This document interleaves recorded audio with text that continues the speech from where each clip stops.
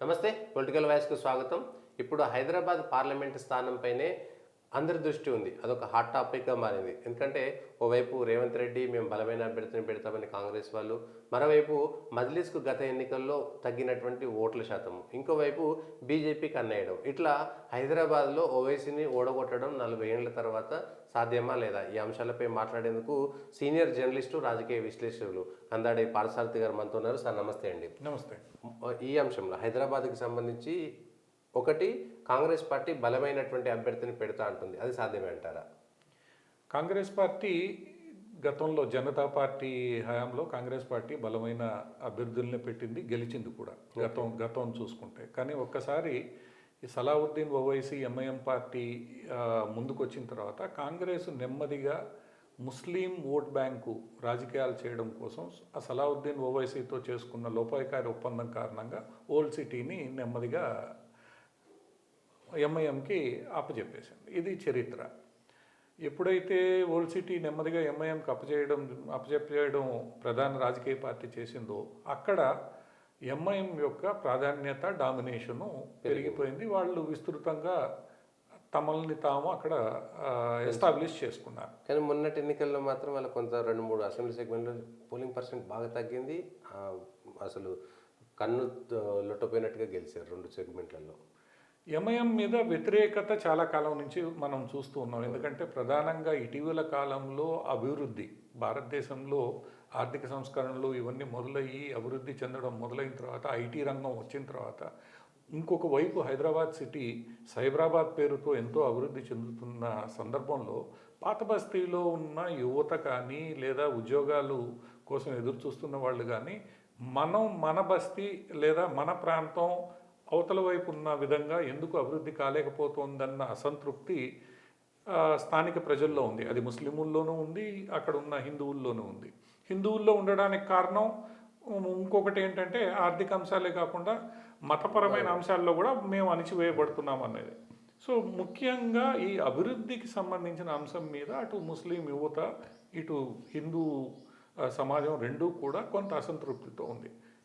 నానాటికి ఎప్పుడైతే మనకి మొబైల్ ఫోన్లు ఇవన్నీ అందుబాటులోకి వచ్చి బయట ఏం జరుగుతుందో తెలుస్తూ ఉంటే, సోషల్ మీడియా వచ్చాక ఈ ముస్లిం యువత కూడా చాలా వరకు రియలైజ్ అవుతోంది, నేనేం కోల్పోతున్నాను, కేవలం నేను మతాన్ని గురించి మాట్లాడడం మొదలుపెట్టిన తర్వాత అది నెమ్మదిగా అక్కడ ఒక ఎంఐఎంకి మద్దతు తగ్గించడానికి కారణమైంది. దాంతోపాటు ఎంఐఎం కొన్ని సందర్భాల్లో నిరంకుశంగా వ్యవహరించడం, నేను చెప్పిందే వేదం అనుకోవడం వల్ల కొంతమంది ముస్లిం నాయకులు, ప్రధానంగా మనకి ఎంబీటీ రూపంలో అక్కడ కొంత ఈ అసంతృప్తిని దగ్గరికి చేర్చుకునే ఇంకొక రాజకీయ వేదిక పాత బస్తీకి దక్కింది.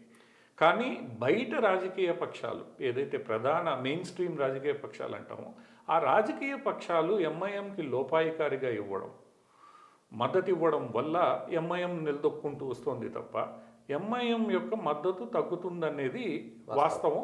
ఆ వాస్తవమే గత ఎన్నికల్లో మనకి స్పష్టంగా కనిపిస్తుంది. ఈ కాంగ్రెస్ గట్టి పోటీ చేయడము, లేదంటే మజ్లిస్ తగ్గడం అనేటువంటి దాన్ని ఉపయోగించుకొని బీజేపీ కూడా మేము మజ్లిస్ను ఓడగొడతామని మాకు 2-3 ఏళ్ళుగా పాత బస్తీ కేంద్రంగా పనులు సాగుతున్నాయి. నిజంగా అది సాధ్యమంటారా? కాంగ్రెస్ని ముస్లింలు, పాత బస్తీ ముస్లింలు నమ్మరు. ఎందుకంటే గత చరిత్ర అంతా చూసినా కూడా కాంగ్రెస్ ఎంఐఎంతో ఏదో ఒక ఒప్పందం చేసుకుని ఒక సీటు మీకు, తెలంగాణ మాది లేదా ఆంధ్రప్రదేశ్ మాది అన్న ఒప్పందంలో కాంగ్రెస్ గడుపుతూ వచ్చింది. ఈరోజు కూడా మనం రేవంత్ రెడ్డి ముఖ్యమంత్రి అయిన తర్వాత ఆయన మాటలు ఎన్ని చూసినా కూడా లండన్కి అక్బరుద్దీన్ గారితో వెళ్ళడం, మొన్న అసెంబ్లీలో కూడా అక్బరుద్దీన్ గారు పాత బస్తీకి సంబంధించిన కొన్ని ప్రశ్నలు లేవనెత్తినప్పుడు పాత బస్తీకి మేము ధీటుగా ఇది చేస్తామని చెప్పడం, ఇది కాంగ్రెసు అధికారంలో ఉన్నా, తెలుగుదేశం అధికారంలో ఉన్నా, వేరే ఇంకొక పార్టీ అధికారంలో ఉన్నా ఎంఐఎంతో పిల్లి ఏలుక ఆటలాగా వీళ్ళు ప్రజల్ని మభ్యపెడుతూ ఎంఐఎంకి పూర్తిగా పాత బస్తీనే అప్పచెప్పారు. అందువల్ల స్థానికంగా ఉన్న ప్రజలు ఈరోజు కాంగ్రెస్ని ఎంతవరకు నమ్ముతారనేది సందేహమే. ఎందుకంటే మీ గత చరిత్ర, ఈరోజు మీరు చెప్తున్న మాటలు, మీ చేష్టలు చూస్తే అది అంత ఈజీగా అయ్యే వ్యవహారం కాదు. సో అటువంటి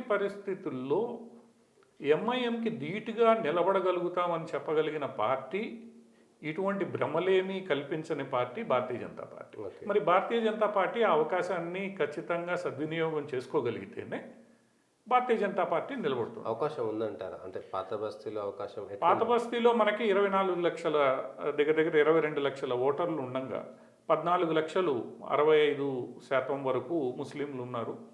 దాంట్లో మనకి దగ్గర దగ్గర 8.5 లక్షలు హిందూ ఓట్లు ఉన్నాయి. సో రాజశేఖర రెడ్డి ప్రభుత్వ హయాంలో హిందూ ఓటర్లను తగ్గించడానికి బౌండరీలు ఇష్టానుసారం మార్చి ఎంత చేసినప్పటికి కూడా 8.5-9 లక్షల హిందూ ఓటర్లు అక్కడ ఉన్నారు. ఆ ఓటర్లని ఎంత పోలింగ్ బూతులు మార్చినా చేసినా ఏం చేసినా కూడా సంఖ్య అయితే ఉంది. మనం గత 4-5 ఎన్నికల్లో చూస్తే ఎంఐఎం 14 లక్షల ముస్లిం ఓట్లలో 5-5.5 లక్షలకి మించి ఎంఐఎంకి రావడం లేదు. ఓకే. అది మన ముందు ఉన్న వాస్తవ గణాంకాలు. ఎంఐఎం కూడా చివరి నిమిషంలో మసీదుల్లోనో ఇంకో దాంట్లోనో ముస్లింలందరికీ మీరు ఓటు వేయకపోతే నేను ఓడిపోతున్నాను అని ప్రతి పార్లమెంట్ ఎన్నికల్లో 3 గంటల తర్వాత అనౌన్స్మెంట్ చేయడము వెళ్ళడము అన్నది పాత బస్తీ వాసులందరికీ తెలుసు. వాళ్ళ కేబుల్ టీవీల్లో వీటిల్లో కూర్చొని అనౌన్స్ చేయడం అనేది. అంటే దాని అర్థం 8.5 లక్ష హిందువులు కలిసికట్టుగా గట్టిగా నిర్ణయించుకొని ఓటేస్తే ఇంతవరకు ఏం జరుగుతుంది? 3.5 లక్ష ఖచ్చితంగా 3.5 నుంచి 4 లక్షల వరకు ఖచ్చితంగా హిందువులు బయటకు వచ్చి ఓటేస్తున్నారు. బీజేపీకి వస్తున్న ఓట్లను చూస్తే అక్కడ ఎంఐఎంకి బీజేపీకి మధ్యలో ఉన్న అంతరం 1 లక్ష ఓట్లు. ఇప్పుడున్న పరిస్థితుల్లో అతని మీద అసంతృప్తి, ఆ ఓట్ల శాతం కొంత తగ్గొచ్చు, ఎంబీటీకి ఎక్కువ రావచ్చు. మొన్న మనకి కాంగ్రెస్ పార్టీ ఒక వార్త ఏమని వచ్చిందంటే కాంగ్రెస్ పార్టీ ఎంబీటీకి కూడా మద్దతు ఇవ్వచ్చు, మద్దతు ఇచ్చి నిలబెట్టవచ్చు అన్న వార్త కూడా వచ్చింది. ఈ నేపథ్యంలో బీజేపీ అక్కడున్న హిందువుల్ని గట్టిగా మోటివేట్ చేసి వాళ్ళల్లో విశ్వాసం నింపి వాళ్ళని ముందుకు తీసుకెళ్లే ప్రయత్నం చేస్తే ఈ 3.5 లక్ష దగ్గర ఆగుతున్న ఓట్ బ్యాంకు కనీసం ఒక 4 నుంచి 5 లక్షలకు చేరుకునే అవకాశం ఉంటుంది. ఈ సందర్భంలో ఎంఐఎంని ఓడించడం పెద్ద కష్టమైన పనేం కాదు సార్, కష్టమైన పనేం కాదు. కానీ దానికి అక్కడున్న పాత బస్తీలో ఒక రకంగా బీజేపీ మీద నెలకొని ఉన్న నైరాశ్యం అది పోగొట్టాలి అంటే బీజేపీ ఏం చేయాలి? టీఆర్ఎస్ కూడా హిందూ అభ్యర్థిని పెడితే ఒక 15,000-20,000 50,000 ఓట్లు చీలిపోతుంటాయి. అవి కూడా అది మొట్టమొదటి నుంచి పాత బస్తీలో జరుగుతున్నది. బీజేపీని ఓడగొట్టడానికి హిందూ అభ్యర్థుల్ని కాంగ్రెస్, బీఆర్ఎస్ లేదా టీడీపీ పెట్టడం జరుగుతోంది. అది అంత జరిగినా కూడా బీజేపీకి 3.5 లక్షలు ఎప్పుడు ఓట్లు తగ్గట్లేదు. ఇంకా పెరిగిన సందర్భాలు కూడా కొన్ని ఉన్నాయి. అందువల్ల ఏంటంటే ఇవి ఎన్ని జరిగినా కూడా ఇప్పుడు ఎంబీటీని నిలబెట్టడం జరుగుతుంది, ముస్లిం ఓట్లు కొంత ఇది సాధారణంగా మనం చూస్తున్న ప్రక్రియ. కానీ బీజేపీ 3.5 లక్షల నుంచి నేను 5 లక్షలకి చేరుకోవాలన్న లక్ష్యం పెట్టుకొని పాత బస్తీలో ఉన్న హిందువుల్లో కదలిక తీసుకురావడం అనేది ముఖ్యం. ఆ దిశగా బీజేపీ ప్రయత్నిస్తోంది. ఇప్పుడు మనం గత కొన్ని రోజులుగా చూస్తూ ఉంటే గత కొన్ని ఎలక్షన్స్లో భారతీయ జనతా పార్టీ పాత బస్తీ నుంచి అన్ని కార్యక్రమాలు ప్రారంభం చేస్తుంది. ఎక్కడి నుంచి చేస్తుంది? భాగ్యలక్ష్మి మందిరం నుంచి అన్ని కార్యక్రమాలు. అది బండి సంజయ్ గారి యాత్ర కావచ్చు, కిషన్ రెడ్డిది కావచ్చు, ఎవరు వచ్చినా కూడా అక్కడి నుంచి ప్రారంభిస్తున్నారు. అక్కడి నుంచి ప్రారంభించి బయటకు వచ్చేస్తున్నారు. అంతేకాని లాల్ దర్వాజా మహంకాళి మందిరం నుంచి ఎందుకు ప్రారంభించరు మీ యాత్రని? లేదా ఫలక్నుమా నుంచి ఎందుకు ప్రారంభించరు? దానివల్ల ఆ పాత బస్తీలో ఉన్న ఆ 2 హిందువులందరూ మీకు వాళ్ళు కొంత ఉత్తేజం పొందే అవకాశం ఉంటుంది కదా. 2 అభివృద్ధికి సంబంధించిన అంశాల్లో ఏ ప్రభుత్వం ఉన్నా ఎంఐఎం కారణంగా కొంతవరకే అక్కడ విజయవంతం కాబోతున్నాయి. అవి మన కళ్ళ ముందు స్పష్టంగా ఉన్నాయి. ఏమున్నాయి? మెట్రో లేదు, స్టీల్ బ్రిడ్జి కేటీఆర్ ప్రపోజ్ చేస్తే ఆర్టీసీ క్రాస్ రోడ్ దగ్గర స్టీల్ బ్రిడ్జి అయిపోయింది, మీకు చంద్రాయణగుట్ట వైపు స్టీల్ బ్రిడ్జి కాలేదు. ఎంఐఎం మనకి ఇంకా classical example Chadarghat railway bridge. 22 ఏళ్ల నుంచి ఆ బ్రిడ్జిని వెడల్పు చేయాలని ప్రతి నాయకుడు మాట్లాడాడు, ఇంతవరకు వెడల్పు చేయలేకపోయాడు.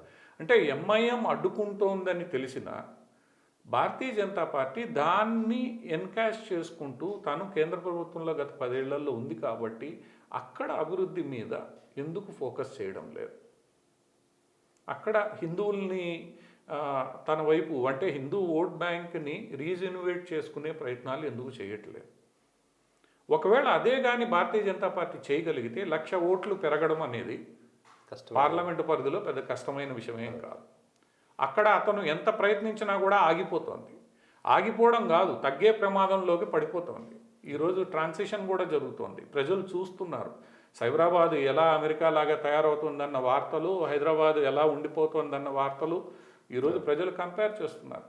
10వ క్లాస్ చదువుకున్నాడు కూడా నా పరిస్థితి ఏంది ఆలోచించుకునే పరిస్థితి ఉంది. అంతకుముందులాగా ప్రభుత్వ పథకాల మీద కాదు, వాడు రోడ్డు మీదకి వచ్చి బతకాలి, చెయ్యాలి.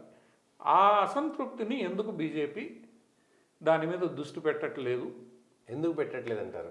బీజేపీకి సంబంధించి బీజేపీ నాకు అనిపించినంత వరకు బీజేపీకి ఒక రకంగా ఒక 4-5 ఎన్నికల్లో ఓడిపోయిన తర్వాత ఇది ఎట్లా మనం ఓడిపోతాం, ఇక్కడున్న ప్రభుత్వాలు వాళ్ళకి మద్దతు ఇస్తాయి, అది మనం ప్రభుత్వంలో లేనప్పటి మాట. ఓకే, ఈరోజు మీరు ప్రభుత్వంలో ఉన్నారు, మీకు అవకాశం ఉంది, పోలింగ్ బూతుల గురించి మీరు మాట్లాడతారు, ఎలక్షన్ కమిషన్కి మీరు గట్టిగా చెప్పలేని పరిస్థితే. ఇప్పుడు పోలింగ్ బూతులు వాళ్ళు క్యాప్చర్ చేస్తున్నారు, ఇంకోటి చేస్తున్నారు అనుకున్నప్పుడు, ఓటర్ లిస్టులో అవకతవకలు ఉన్నాయనుకున్నప్పుడు ఎలక్షన్ కమిషన్కి ఈరోజు 10 సంవత్సరాలు అధికారంలో ఉండి బీజేపీ ఎందుకు చెప్పలేకపోతుంది? ఫ్రీ అండ్ ఫెయిర్ ఎందుకు చేయట్లేదు? ఎందుకు ఇది కావట్లేదు అంటే బీజేపీ ఒక రకంగా ఒక రకమైన నిరాసక్తతతో కనిపిస్తోంది ఇక్కడ. హైదరాబాద్ పార్లమెంట్ లేకపోతే కమ్యూనిస్టులు ఇతరులు చెప్పినట్టుగా, కాంగ్రెస్ చెప్పినట్టుగా మజ్లిస్ తోటి వీళ్ళు కూడా బీజేపీతో లోపాయకరం, అందుకే బీహార్ యూపీకి వెళ్ళి పోటీ చేసినటువంటి కూడా చర్చ ఉంది. ఈ అంశం ఏదైతే బీజేపీ ఇంకా చాలా బీజేపీ అధినాయకత్వమే అసదుద్దీన్ ఓవైసీ ఉండాలని కోరుకుంటోంది. ఇది గత 5 ఏళ్లుగా కాంగ్రెస్ పార్టీ నుంచి ప్రతి చోట ప్రతి వాళ్ళు చేస్తున్న ఆరోపణే. ఆ ఆరోపణ నిజమా కాదా బీజేపీ నాయకులే చెప్పాలి. చెప్పాలి అని అంటే ఎలా చెప్పాలి? మీరు గట్టిగా అతని మీద పోటీ చేయాలి. పోటీ చేసినప్పుడే మాకు ఆయనకి ఎటువంటి సంబంధం లేదు, రాజకీయంగా మేము అతన్ని ఎదుర్కోవడానికి సిద్ధంగా ఉన్నాం. ఇంకొకటి ఏంటంటే ఇక్కడ మనం అర్థం చేసుకోవాల్సింది, మీరు ఇప్పుడు తెలంగాణని మీరు క్యాప్చర్ చేయాలనుకుంటున్నప్పుడు మీరు ప్రతి కార్యక్రమాన్ని భాగ్యలక్ష్మి దేవాలయంలో ఎందుకు స్టార్ట్ చేస్తున్నారు? అక్కడున్న ఎమోషన్ని మీరు తెలంగాణ మొత్తం తీసుకెళ్లే ప్రయత్నం చేస్తున్నారు. మరి అటువంటిప్పుడు అక్కడ బలంగా మీరు యుద్ధం చేయకుండా మీరు తెలంగాణ మొత్తం సాధించేస్తాం, ఆ ఎమోషన్ క్యారీ అవుతుందా? ఈ అంశాలు ఏవైతే ఉన్నాయో బీజేపీ నాయకత్వం అంతర్గత విభేదాలు కూడా ఒక కారణం అనుకోవచ్చు. పాత బస్తీ దగ్గరికి వచ్చేసరికి అంటే హైదరాబాద్ పార్లమెంట్ పరిధికి వచ్చేసరికి అంతర్గత విభేదాలు బీజేపీలో ఏముంటాయండి? అక్కడ ఉన్న నాయకులు అంతా వాళ్ళ స్థాయి, పెద్ద నాయకులు అనబడే వాళ్ళంతా కూడా బయట వాళ్ళే. వాళ్ళు సికింద్రాబాదు, కరీంనగరో లేదా ఇంకోటో వాళ్ళ ఇది కావచ్చు, కానీ పాత బస్తీలో వాళ్ళకి తెలుసు అక్కడ మనం వెళ్ళి కొట్టుకునేది లేదు, అక్కడి నుంచి సాధించేది ఏం లేదని చెప్పి. సో అంతర్గత విభేదాలు ఎలా ఉన్నా ఇందులో ఇంకొక మాట కూడా వస్తోంది.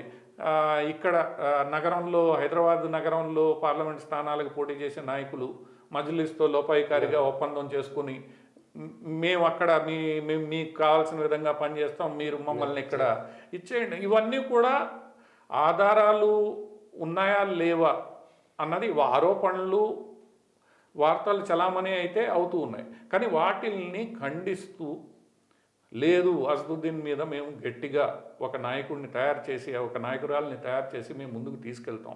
హైదరాబాద్ అభివృద్ధి కూడా మాకు ప్రాధాన్యత కలిగిన అంశమే. హైదరాబాద్లో జరుగుతున్న అక్రమాలను కూడా మేము గట్టిగా లేవనెత్తుతాం.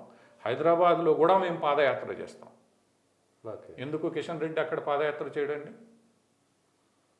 బండి సంజయ్ ఎందుకు చేయలేదు? నేను ఇందాక అన్నట్టు మహంకాళి ఆలయం నుంచి ఎందుకు మీరు ప్రారంభించరు? పాతబస్తీ హైదరాబాద్ పార్లమెంట్ పరిధిలో నుంచి మీరు భాగ్యలక్ష్మి నుంచి మీరు బయటకు మూసి దాటి వచ్చేస్తారు. సో హైదరాబాద్ను కూడా ఓన్ చేసుకుని హైదరాబాద్లో కూడా మేము పార్టీ కార్యక్రమాలని బలంగా చేస్తాం. కేంద్ర నాయకత్వం, రాష్ట్ర నాయకత్వం కూడా హైదరాబాదులో ఉన్న హిందూ బస్తీలు, హిందువుల్లో కూడా మేము వెళ్తాం, కలుస్తాం అన్న ఒక నమ్మకం క్రియేట్ చేస్తే ఈ 3.5 లక్షల్ని 5 లక్షలు చేయడం పెద్ద సమస్య. అవును, దేశంలో ఇంతమంది మంత్రులు, ముఖ్యమంత్రులు ఉన్నారు కదా, ఓల్డ్ సిటీలో ఉన్నటువంటి కార్యకర్తలు ఇంటికి వెళ్తే కూడా వాళ్ళకి భరోసా పెరిగేటువంటి ఒక రకమైన నమ్మకం, నిరాసక్తత నుంచి, నిర్లిప్తత నుంచి ఒక భరోసా, నమ్మకం. నువ్వేమి వెళ్ళి వాడిని తంతుంటే కాపాడబడలేదు. ఏదైనా జరిగితే ఒకప్పుడు బద్దమ్మాల రెడ్డి, నరేంద్ర ఏదైనా జరిగితే మేము ఉన్నామన్న భరోసా, స్టేషన్కి వస్తామన్న భరోసా, ఆ భరోసా నువ్వు ఇవ్వాలి. అది ఇవ్వనంతకాలం అక్కడ నిర్లిప్తత ఉంటుంది. ఎంత కొట్లాడినా మన పరిస్థితి ఎందుకులే, మనమే ఎంఐఎంతో పనిచేసుకుందాం.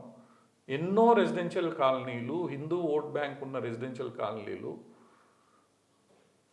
ఎంఐఎంతో కలిసి పనిచేయడానికి సిద్ధంగా ఉన్నాయి. నేను ఒక ఉదాహరణ చెప్తాను. dangerous. మలక్పేట అసెంబ్లీ పరిధిలో బలంగా హిందూ కాలనీ అనుకున్న రెసిడెన్షియల్ కాలనీల్లో వాళ్ళ దగ్గర నుంచి కొన్ని ప్రయోజనాలు పొంది ఉన్న 1000 ఓట్లలో ప్రతి బూత్లో 200 ఓట్లు ఎంఐఎంకి వెయ్యాలి అన్న నిర్ణయానికి వచ్చేసారు. ఓకే, ఎందుకంటే మనకి ఇక్కడ చేసేవాడు వీడే, అంతే. మనం ఏం చేసినా మళ్ళీ ఎంఏఎంఏ గెలుస్తుంది కాబట్టి మనం ఎంఐఎంతోనే సర్దుకొని పోతాం. ఆ నిర్లిప్తతే ఎట్లా వదులుతుంది? ఓకే, ఇది అది వదిలించాల్సిన బాధ్యత ఎవరి మీద ఉంది? సరే, ఇది అయితే నిజం. అక్కడ ఎన్ని సంవత్సరాలు ఉన్నా మజ్లిసే గెలుస్తుంది కాబట్టి మనం వాళ్ళతో కలిసి పని చేయించుకోవడం బెటర్ అనేటువంటి ఆలోచన వస్తే ఇంకా డేంజరస్లోకి వెళ్ళిపోతుంది మరి. అంటే ఒకటి, వాళ్ళు గెలుస్తున్నారు, వాళ్ళ దగ్గర ప్రభుత్వ పథకాలు డ్రైనేజ్ కావాలన్నా ఏం కావాలన్నా కార్పొరేటర్ దగ్గర పోవాలి అన్న పరిస్థితి వచ్చేసినప్పుడు నన్ను ఎవరు పట్టించుకోరు, ఒకవేళ నేను నిలబడి పోరాడినా అన్న ఒక అపనమ్మకం ఏర్పడితే అదే జరుగుతుంది. ఈరోజు వచ్చే 3.5 నుంచి మీరు ఒకానొక సందర్భంలో ఒక అభ్యర్థిని మీరు నిలబడితే 80,000 ఓట్లు వచ్చాయి. అవును అవును. అందువల్ల ఏంటంటే ఆ నమ్మకం కలిగించి 3.5ని 5 చేసుకునే ప్రయత్నం చేయాలి తప్ప 3.5ని 80 చేసుకునే ప్రయత్నం అయితే బీజేపీ చేయకూడదు అనేది, చెయ్యదు అన్న నమ్మకం నాకు ఉంది.